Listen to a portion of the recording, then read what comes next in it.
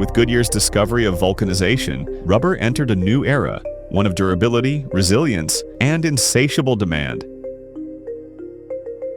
By the early 20th century, natural rubber, tapped from vast plantations across Southeast Asia, was the lifeblood of global industry. British estates in Malaya, modern-day Malaysia, Dutch holdings in Indonesia, French plantations in Indochina, all fed the growing hunger for tires, seals, hoses, and gaskets.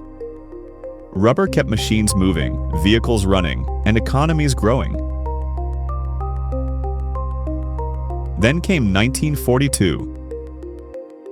Japan's lightning advance across Southeast Asia severed Allied access to natural rubber.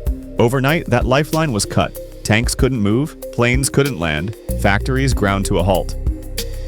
The war was suddenly at risk of being lost, not from lack of steel, but from lack of rubber. Around the world, chemists launched a desperate race, not to find rubber, but to invent it. Germany had a head start. In the 1930s, their chemists created Buna, a synthetic rubber made from butadiene and sodium. It wasn't perfect, but it kept German industry alive under blockade. In the United States, the challenge became national priority. The government launched the synthetic rubber program, one of the largest industrial efforts in history. Laboratories and factories shifted overnight, and soon millions of tires rolled out, made not of latex from trees, but of styrene butadiene rubber, SBR. Strong, reliable, and tire-ready, it became the backbone of the Allied war machine.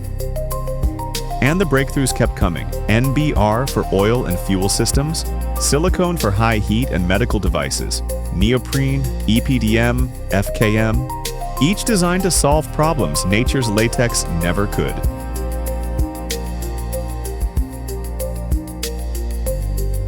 By the end of World War II, synthetic rubber was no longer a substitute. It was a revolution.